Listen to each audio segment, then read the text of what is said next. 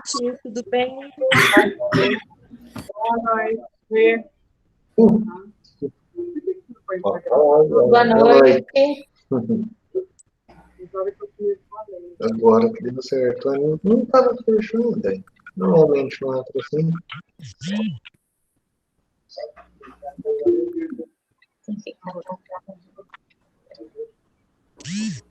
Calma, não tá indo, ó. Ah, não tá indo?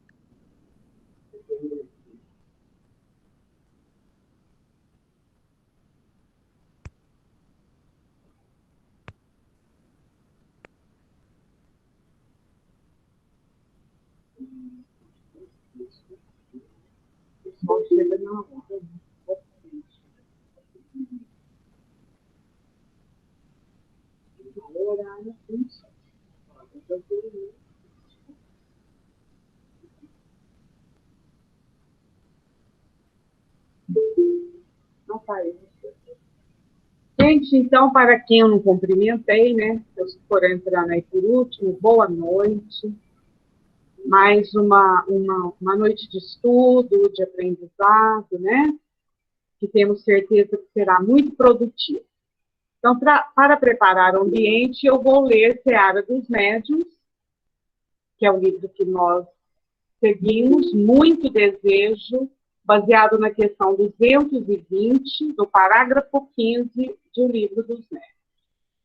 Médium quer dizer intermediário. Intermediário define a posição daquele que se põe de permeio. E muitos amigos encarnados, aspirando ao contato com as esferas superiores, costumam dizer que sentem muito desejo de ser médium. Há inúmeros que se propõem instruir e escrever, falar e materializar, aliviar e consolar em nome dos mensageiros da luz. Entretanto, não passam da região do muito desejo. Mentalizemos, contudo, alguns quadros comuns em que a pessoa descansa nesse impulso do início. Existe o lavrador que tem muito desejo de semear. Entretanto, passa a existência discutindo teorias de agricultura ou comentando algo em torno das pragas diversas que flagelam a lavoura e espera indefinidamente o instante de plantar, como se a terra devesse deslocar-se para colher as sementes das mãos. Encontramos o oleiro que mostra muito desejo de fabricar um vaso de eleição, mas consome o tempo falando nas dificuldades da cerâmica ou nos perigos do forno quente, e aguarda em constante expectativa a hora de modelar, como se a argila estivesse na obrigação de buscar-lhe os dedos. Imaginemos o trabalhador que enunciasse muito desejo de cooperar em determinada oficina e que aí admitido simplesmente vivesse a policiar a atitude e o movimento dos chefes e companheiros, qual se pudesse cumprir o próprio dever à custa da observação inoperante que ninguém lhe pediu. Pensemos no aluno que chegasse à escola com muito desejo de aprender e que não manuseasse sequer um livro, qual se o professor pudesse pregar-lhe a lição na cabeça, como quem dependura um cartaz no poste. Se aspiras a colaborar na obra dos espíritos benevolentes e sábios, colocando-te entre eles e os irmãos encarnados, é possível não possas de imediato partilhar a sinfonia dos grandes feitos humanos, mas podes brilhar na tarefa mais alta de todas, a expressar-te no conceito do bem puro, colocando e construindo, amparando e esclarecendo, educando e amando. Por isso, porém, não basta o muito desejo. É preciso reverenciar o serviço, buscar o serviço, disputar o serviço e abraçar o serviço com espírito de renúncia em favor do próximo. Muitos dizem que farão isso amanhã, Realmente, amanhã é um tempo glorioso de nome por vir, destinado a marcar o coroamento e a vitória, a colheita e a alegria. Entretanto, segundo o velho refrão, deve ser refrão, né? Em muitos casos, amanhã é o caminho que vai dar no deserto chamado nunca. Olha aí, hein? Nunca. Chamado nunca.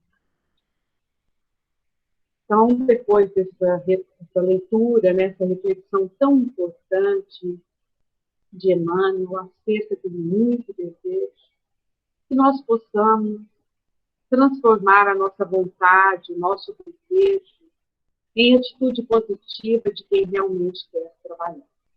Estamos no estudo sobre a área da mediunidade e entendemos que, apesar de estarmos vivendo um momento de distanciamento social, podemos ser úteis aos espíritos amigos neste momento.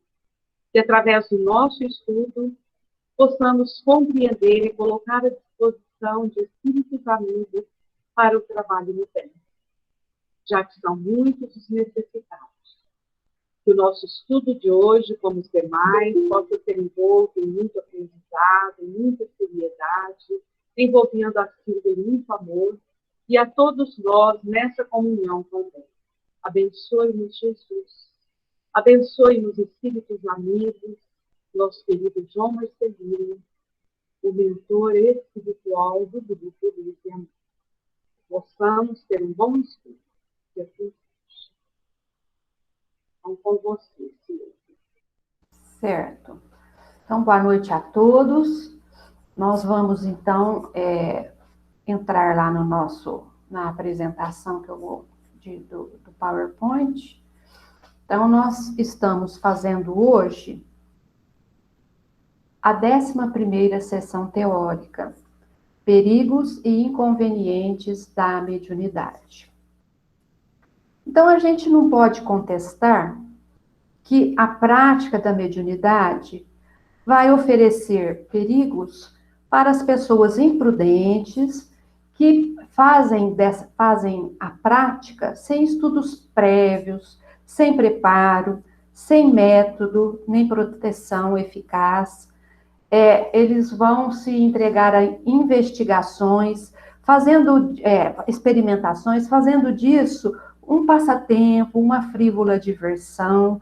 Então, com isso, quando a gente trabalha dessa forma, a gente vai entrar em sintonia com espíritos desse mesmo tipo, né? Ou seja, que não estão comprometidos com o bem, não estão comprometidos com o estudo, são espíritos mais inferiorizados. E esse que é o perigo, a gente entrar em contato com a espiritualidade mais inferiorizada, porque isso vai nos trazer consequências, vai nos trazer problemas.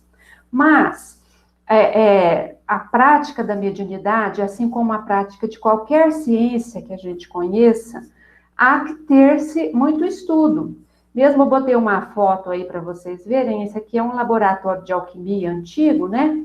Olha lá o senhor já mais idoso, cheio de livros, pergaminhos, dizendo que qualquer ciência que a gente vai praticar desde a antiguidade, é necessário que a gente busque o estudo, busque compreender as leis dessa experimentação, desse objeto que a gente vai experimentar, que a gente conheça a natureza desse objeto que a gente vai experimentar, e a gente faz tudo isso com estudo prévio, antes de já passar para a experimentação, tal qual um laboratório de física, um aluno que entra lá na faculdade vai fazer a física experimental, a química, a medicina.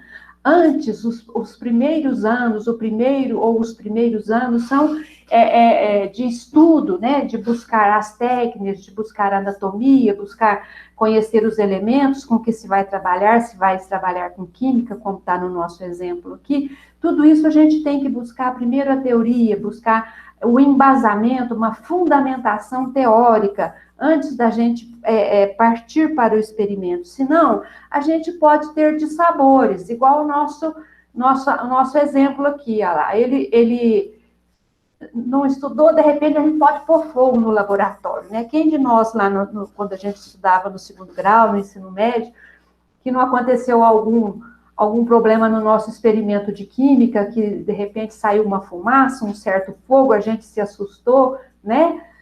Porque assim qualquer ciência que a gente vá fazer experimentos, há necessidade de estudar, de explorar esse mundo invisível e ponderar-lhe as forças, os inexauríveis recursos que contém, recursos ao pé dos quais a Terra, aos quais os da Terra parecerão um dia bem restrito. Se na Terra a gente já tem dificuldade, no mundo encarnado, que a gente alcança com os nossos sentidos comuns, né? A gente consegue alcançar, perceber, pegar, tocar. Imagina do mundo espiritual, do mundo invisível, que são recursos muito maiores ainda, que a gente conhece só lá uma pontinha. Então, é necessário que a gente estude. E o Leon Denis, no livro No Invisível, na terceira parte, ele trata justamente disso, dos perigos e os inconvenientes da mediunidade. E ele fala disso, da necessidade constante de estudo. Mas também ele fala que as pessoas também, elas exageram nesses perigos, porque se a gente está estudando, se a gente está imbuído de bons propósitos, se a gente está fazendo tudo conforme a teoria, embasado na teoria que o Kardec nos passou, a gente vai conseguir melhores êxitos. E ele fala também, às vezes, mesmo fazendo tudo isso, às vezes a gente passa por alguns mas ele fala também que isso não pode nos limitar, porque quando a gente se lançou a conhecer o mundo, os oceanos, a gente também passou por inconvenientes, por perigos, mas nem por isso a gente deixou de percorrer esse universo até então desconhecido para nós. Quando a gente começou, que ainda a gente conhece muito pouco o espaço, né, infinito, que a gente foi começar a viajar para a Lua primeiro, botar em órbita os foguetes, a gente também passou por alguns perigos e muitos inconvenientes, mas os estudos vão nos levando cada vez mais adiante no conhecimento dessas ciências. E assim também será com a ciência da mediunidade, da ciência, essa parte científica do espiritismo, que é a comunicabilidade dos espíritos. Então, a gente precisa continuar sempre estudando, buscando, para poder compreender melhor esse mundo invisível, para que a gente possa ter mais segurança, se livrar dos perigos e dos inconvenientes o máximo possível. E é somente com o estudo metódico que a gente vai conseguir fazer isso. Ele nos fala, né? O Leon Denis nos explica assim. Aí ele também fala para a gente que as dificuldades das experimentações mediúnicas, né, as dificuldades, os inconvenientes e os perigos, a dificuldade da experimentação, ela é proporcional ao desconhecimento das leis psíquicas. É justamente essa falta de conhecimento dessas leis, a falta do conhecimento desse mundo espiritual, desse mundo invisível, que traz mais dificuldade. E quais leis psíquicas? A gente conhece algumas já, buscando lá em Kardec.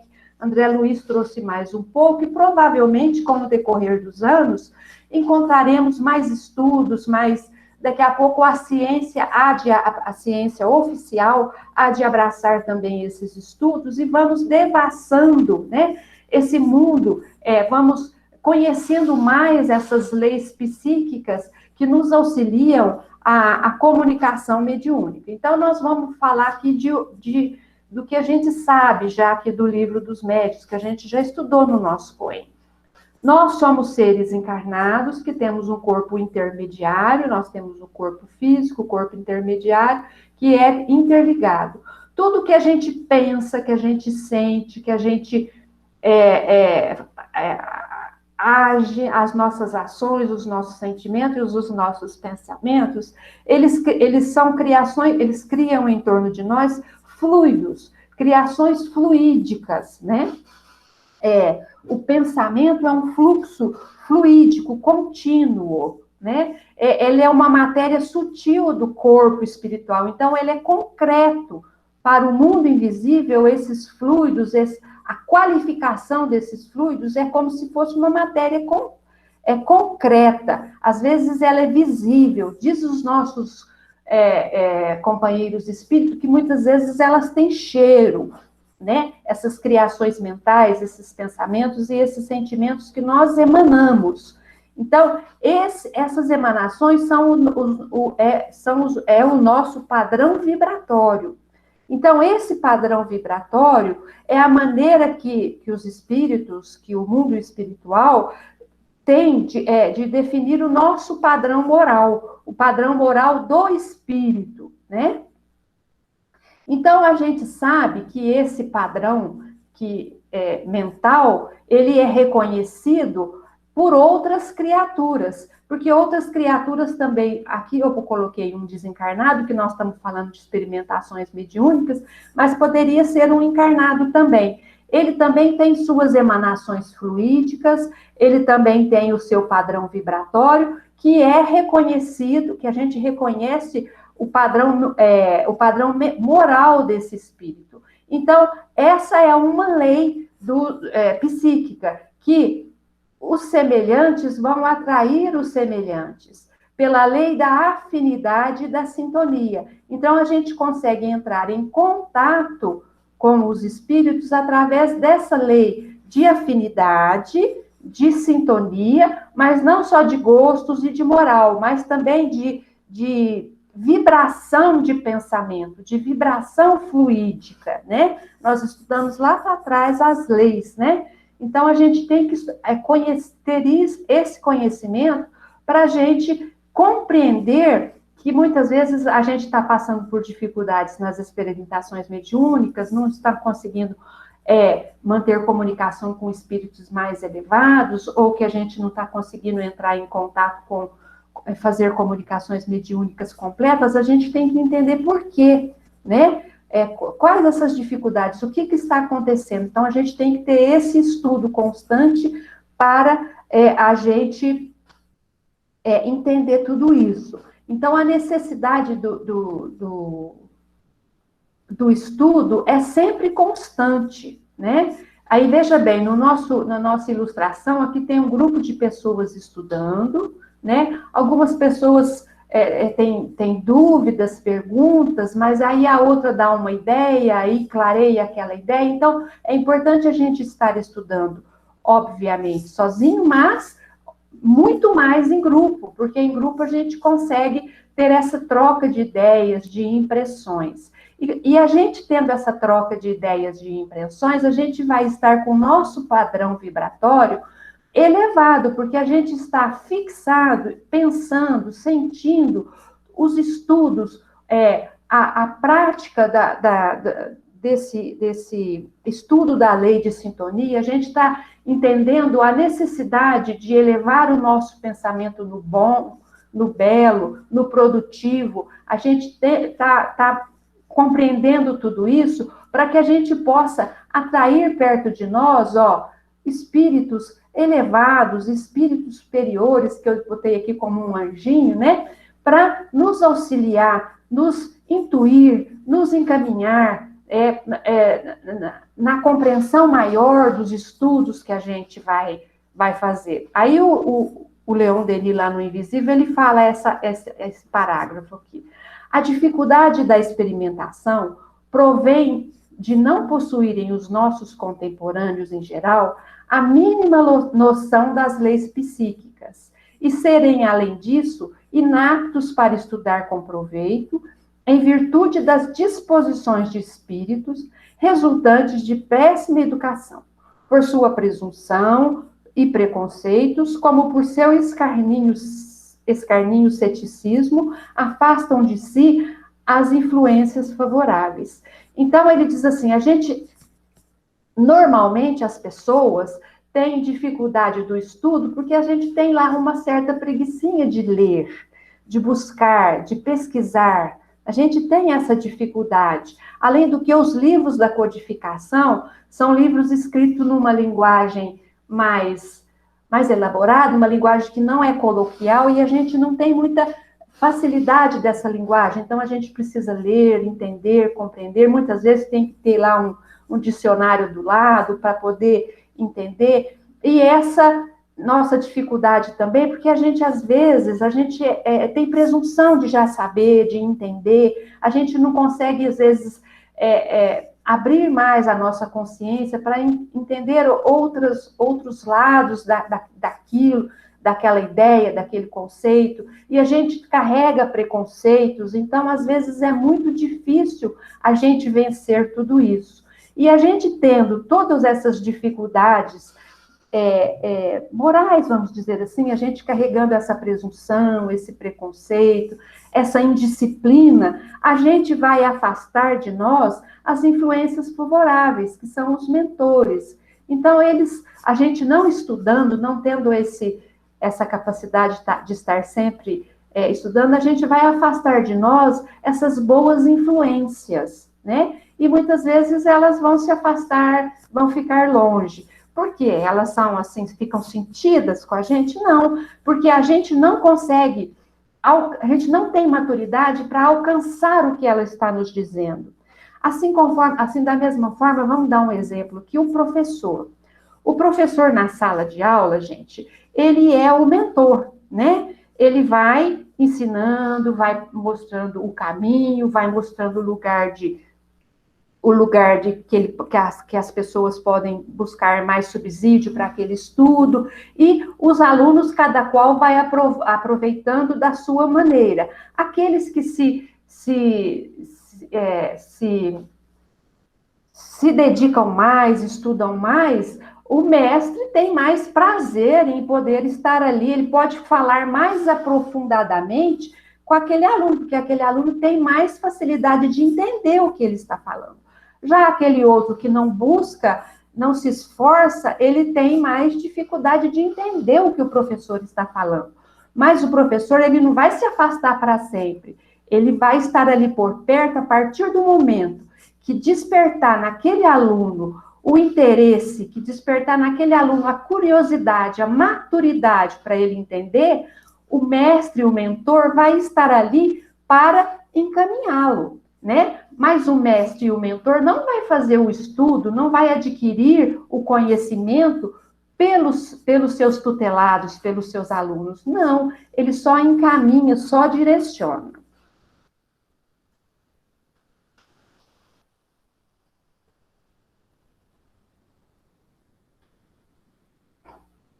Certo.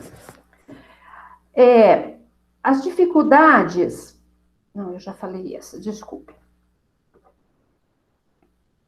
A gente tem que tomar cuidado. A gente tem que tomar cuidado na prática mediúnica, buscando sempre o conhecimento pelo estudo, mas não só o estudo, mas ao aperfeiçoamento moral pela prática das virtudes cristãs.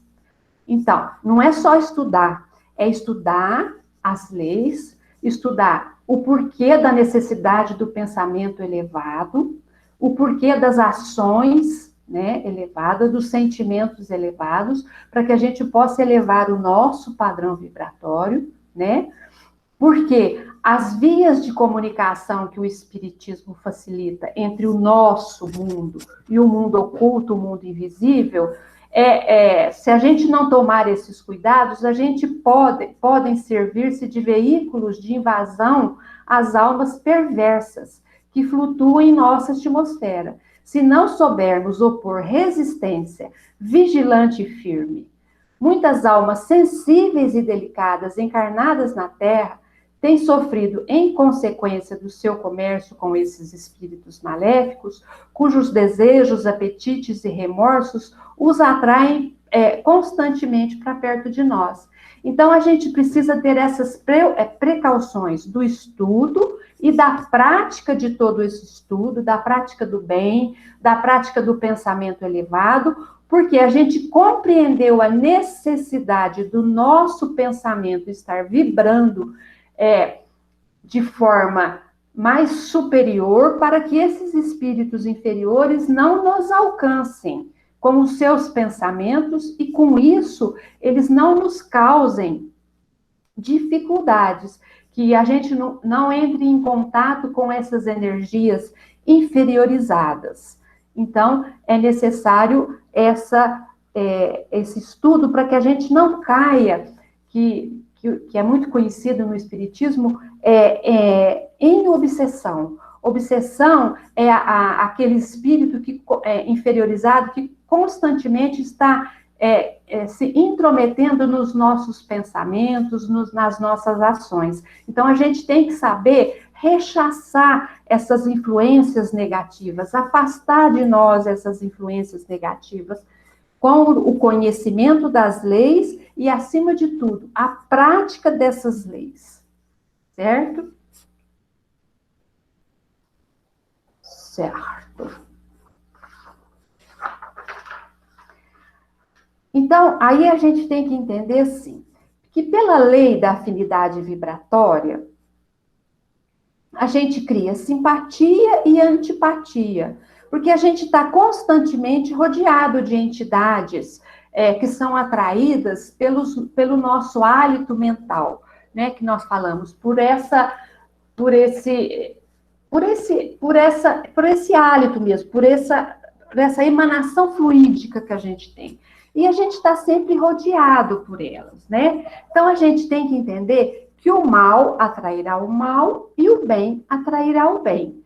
Então, com isso, a gente tem que estar preparado, né? É o nosso destino buscar sempre o bem. Nós fomos criados simples e ignorantes, fomos postos na encarnação para aprendermos, para caminharmos rumo à perfeição. Então, cabe a nós buscarmos esse estudo, buscarmos essa prática para que possamos caminhar, para que possamos evoluir, para que possamos estar acima na escala dos espíritos, desses espíritos mais inferiorizados que podem nos perturbar, que podem nos obsediar. Então, todos nós, encarnados e desencarnados também, nós temos os nossos companheiros espirituais, os nossos protetores, os nossos mentores. Então, nós temos aqui um companheiro, no nosso exemplo, que está depressivo, que ele não está bem, ele não está conseguindo assimilar as ideias desse amigo, desse mentor espiritual, né? Ele não está conseguindo. Aí o André Luiz também fala, o Leon Denis fala assim, que é do destino do homem desenvolver as suas forças para edificar ele próprio a sua inteligência, a sua consciência. É preciso que saibamos atingir um estado moral que nos ponha ao abrigo de todas as agressões das individualidades inferiores. Sem isso, a presença dos nossos guias, dos nossos mentores, será impotente para nos salvaguardar. Ah lá, o mentor está ali pertinho, mas a criatura não conseguiu sair desse estado depressivo que ela se encontra. Porque provavelmente esse companheiro aqui está com os pensamentos inferiores, carregando sentimentos de inferioridade, de vaidade, de raiva, de mágoa, de rancor. Então, ele não está se esforçando, ele não está buscando desenvolver a sua própria edificação no bem, tentando o perdão, tentando levar seus pensamentos para pensamentos mais elevados, né? Então, ele não está fazendo a sua parte nessa escala evolutiva, nesse caminhar evolutivo que nós estamos. Então, não que o espírito não esteja disposto a ajudá-lo, não que o mentor não esteja disposto a ajudá-lo, não que a misericórdia divina permita que ele fique desamparado, ele jamais está desamparado, mas ele precisa se abrir, ele precisa buscar o auxílio para que o auxílio chegue até ele. Certo? Nós já falamos. Então, aí nós vamos estudar agora a mediunidade e os estados patológicos. Aí nós vamos lá para o livro dos médiuns, nos socorrer lá nos livros dos médiuns. Ele pergunta assim, será a faculdade mediúnica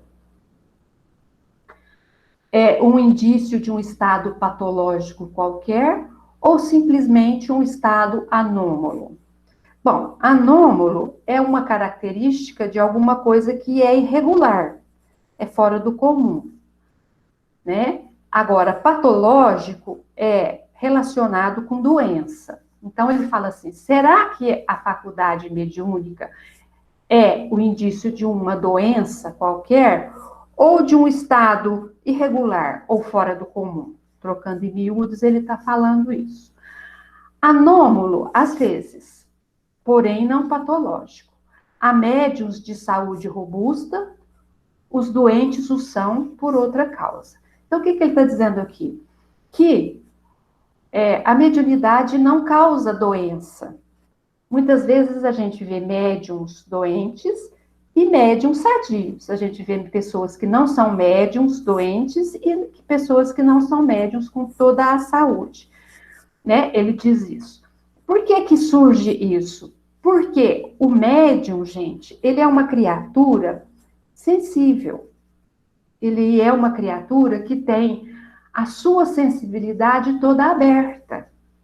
E muitas vezes ele entra em contato, quando no seu cotidiano ele entra em contato com esse mundo invisível. E não é possível a gente estar 24 horas por dia em equilíbrio no atual estágio evolutivo que a gente está. Um pouquinho que o médium desliza ali, ele vai entrar em contato com as influências um pouco mais negativas. Então, o médium que é deseducado, ele vai ficar desequilibrado também. Aquele médium que aprendeu que já está mais educado, ele aprendeu a rechaçar, aprendeu a isolar isso, o que ele vai fazer? Ele vai se fechar, ele vai ficar. É aquela criatura que algumas vezes fica caladão, sério no canto dele, né? Porque ele está ali em oração, ele está tentando rechaçar essas energias. Então, o médium é essa criatura sensível que varia muito de humor. Muitas vezes ele fica sério, muitas vezes ele fica desequilibrado, quando ele não tem muita facilidade de se equilibrar. Então, o médium é essa criatura, assim, difícil de se lidar, não é? O médium não é uma criatura muito fácil de se lidar. A gente sabe disso. Por isso que a gente tem que ter muito estudo, muito preparo e tem que estar sempre vigilante para que a gente fique o mais dentro do estado normal possível, né? Porque o médium é meio atrapalhado, né, Silvia? Isso mesmo, Antônio. O médium é meio complicadinho. Quem convive com o médium que o diga, né?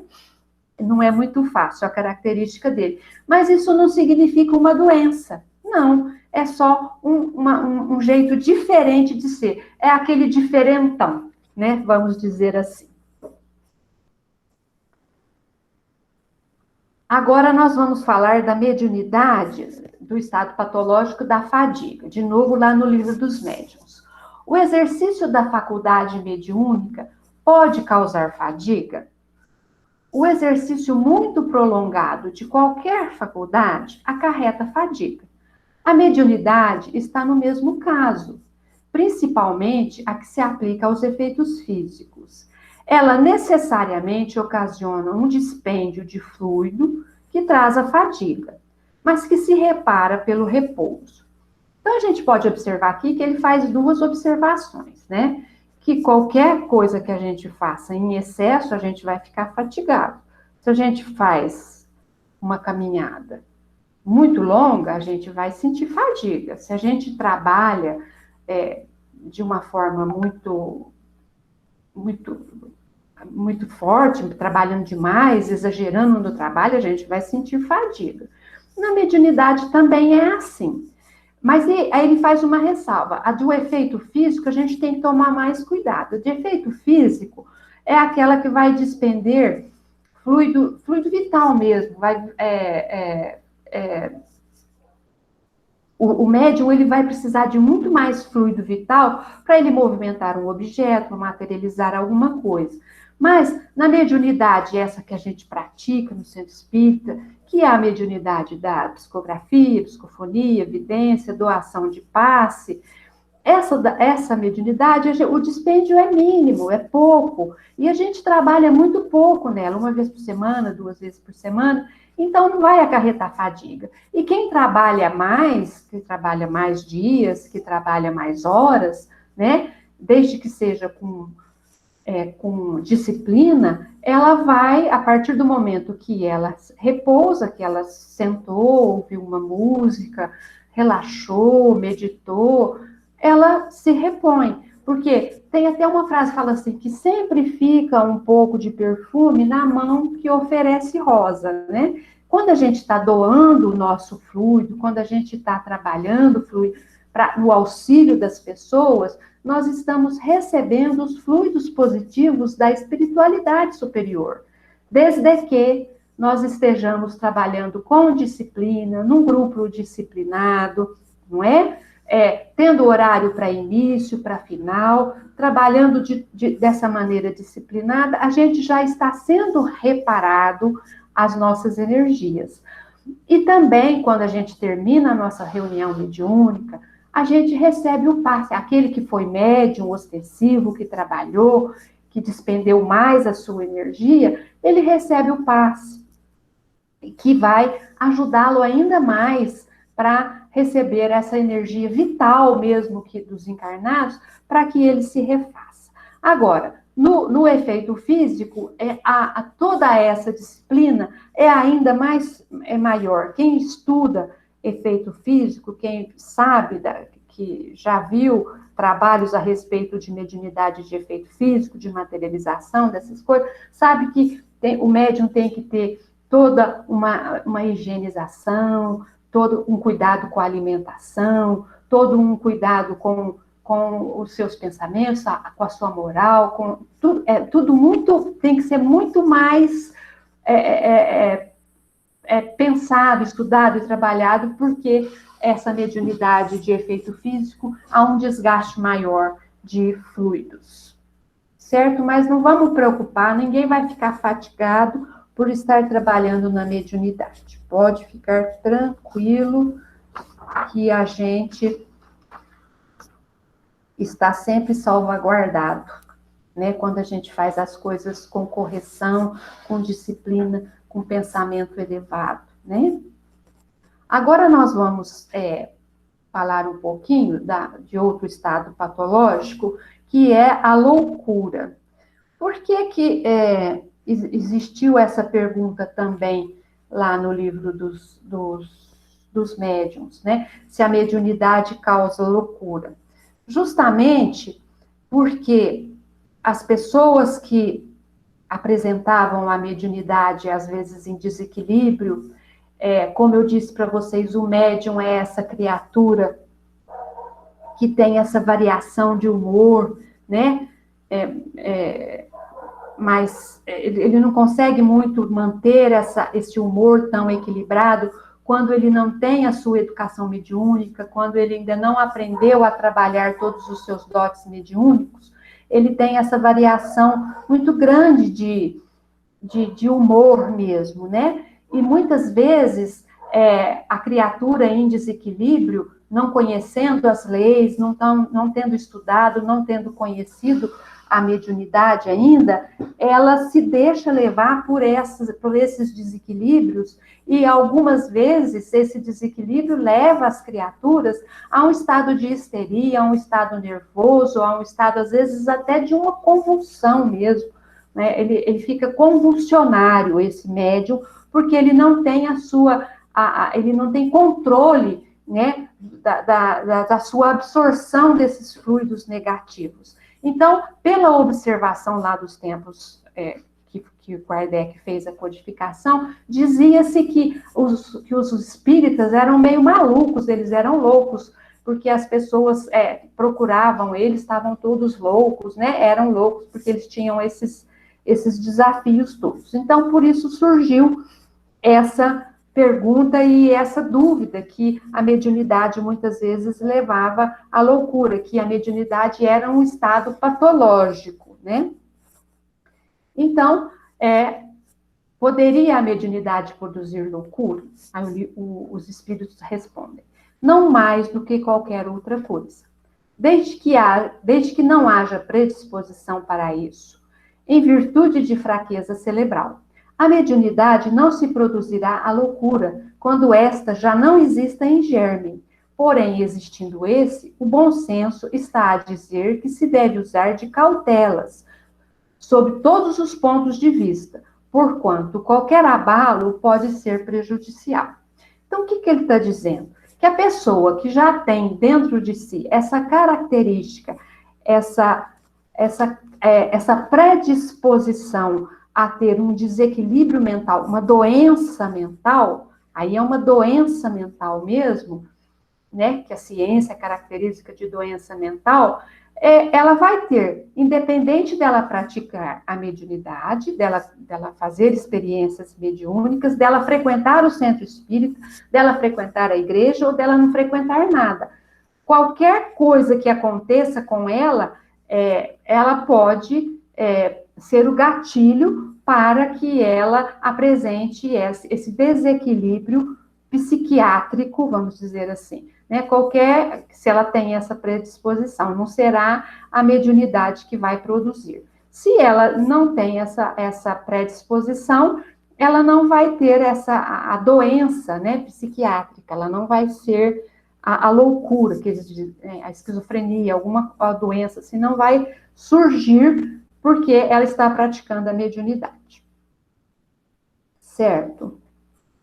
Muito bem. Partindo para outro estado aqui. Ele fala assim, a mediunidade em crianças. Aí vamos de novo lá no livro dos médiuns. Haverá inconveniente em desenvolver a mediunidade nas crianças? Aí ele responde, os espíritos, certamente, e sustento mesmo que é muito perigoso, pois que esses organismos débeis e delicados sofreriam por essa forma grandes abalos e respectivas imaginações excessivas sobre excitações. Assim, os pais prudentes devem afastá-las dessa ideia, ou quando nada, não lhes falar do assunto, senão do ponto de vista das consequências morais. Então, o que a gente sabe?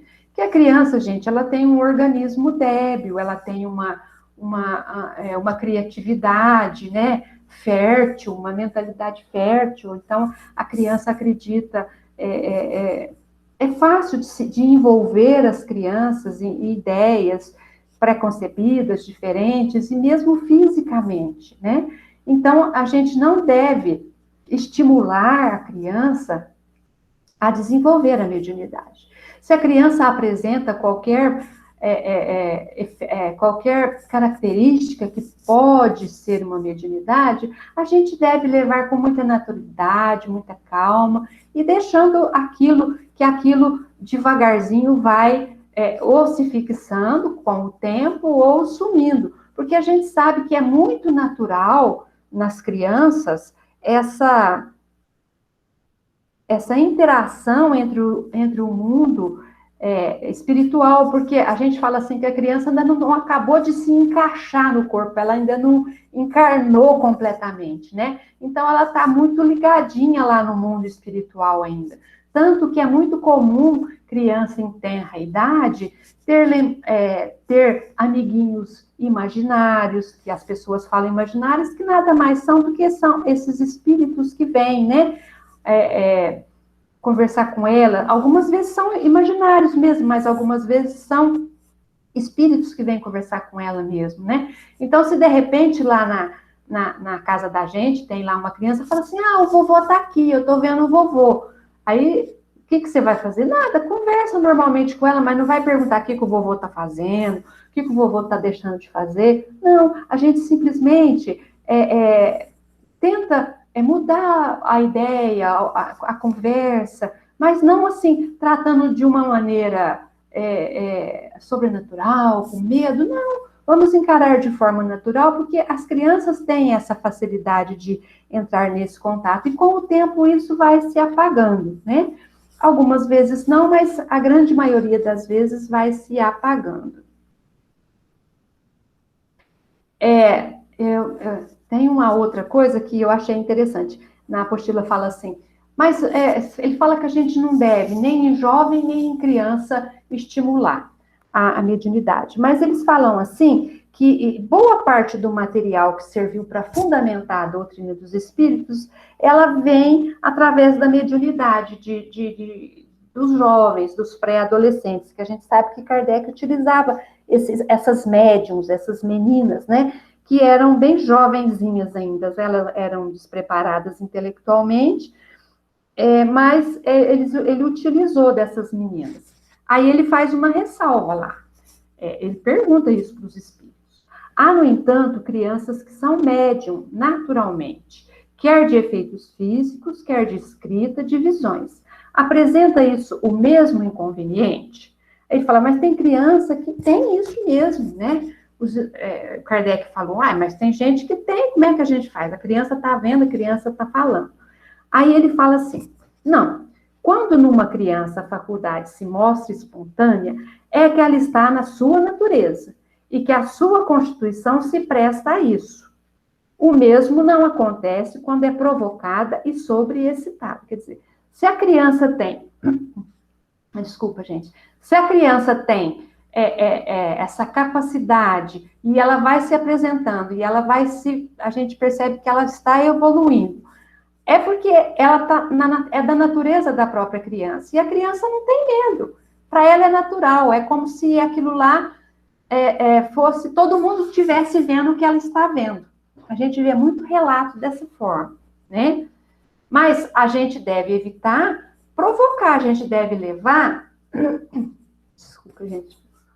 A gente deve levar de forma tranquila e serena, sabendo que o mundo espiritual é um mundo normal, tal qual como o nosso, né? É um mundo só. Nós estamos do lado de cá, porque somos materiais, e eles estão do lado de lá, do outro lado do mundo, né? Porque eles estão num mundo mais fluídico, mas que esses mundos se intercalam, que a gente está ali junto, né? Todo mundo junto ali, né? E misturado. E as crianças, às vezes, têm essa capacidade. Desde que seja natural, a gente não deve provocar, a gente não deve ficar achando que a nossa criança é melhor que as outras, nada disso. E ele ainda faz alguns comentários assim, o Kardec faz assim, qual é a idade que a criança, que a gente pode deixar a criança ou o adolescente jovem desenvolver a mediunidade, né? Vai depender, não tem idade, vai depender do desenvolvimento físico, do desenvolvimento moral, do desenvolvimento intelectual, né? Há crianças que são muito maduras, né? Criança de 12 anos, que ela ser médium vai afetar ela menos que uma pessoa mais velha, né? Pessoa já feita. Então, não tem essa idade assim, né? A gente tem que tomar cuidado quando a criança tem essa faculdade, não permitir que essa criança utilize essa mediunidade como brincadeira, entregar a exercícios a qualquer hora, fazer disso uma brincadeira, falar com os coleguinhas, mostrar para ela que isso é natural, que isso é uma coisa que tem que ser tratada com seriedade e com moralidade, né? Moralidade, eu digo, no sentido da espiritualidade, do sentimento e do pensamento elevado, né? É isso que fala para a gente isso, a lição. Eu gosto sempre de exemplificar, a gente faz COEM há alguns anos, de vez em quando aparecem jovens, pessoas mais jovens.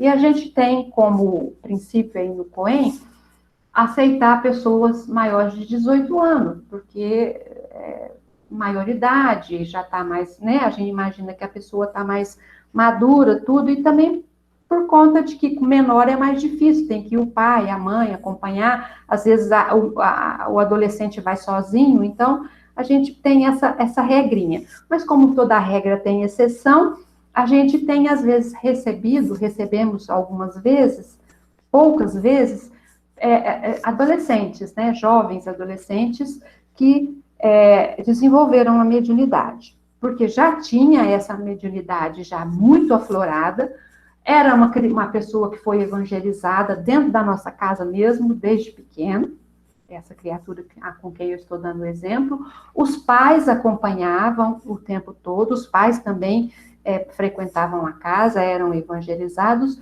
fizeram COEM junto, porque essa pessoa ela tinha desequilíbrios, essa mocinha, ela tinha desequilíbrios, ela entrava em estado de pânico, de choro, era uma coisa, tinha que socorrer, eles tinham que vir correndo no centro para se socorrer.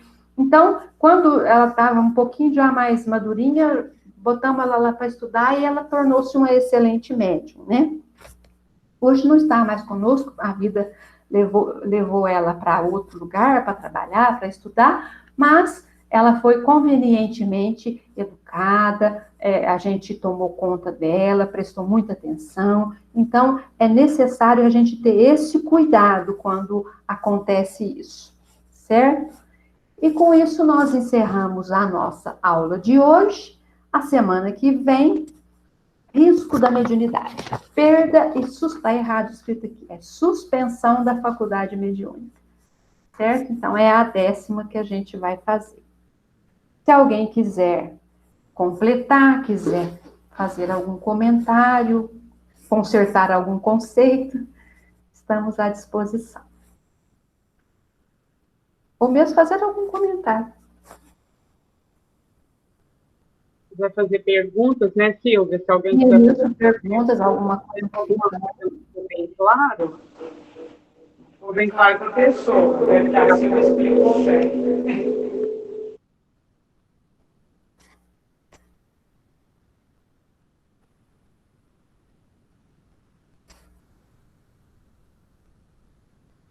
Silvia, mais uma vez, você foi excelente. Tudo ok, pessoal? Ninguém quer comentar? Ficou bem claro, né? Uhum. Aula muito boa, não é? Ficou claro. A Soraya foi ótima. Também achei, Soraya. Foi muito bom mesmo. Você foi muito feliz, Silvia. Obrigada.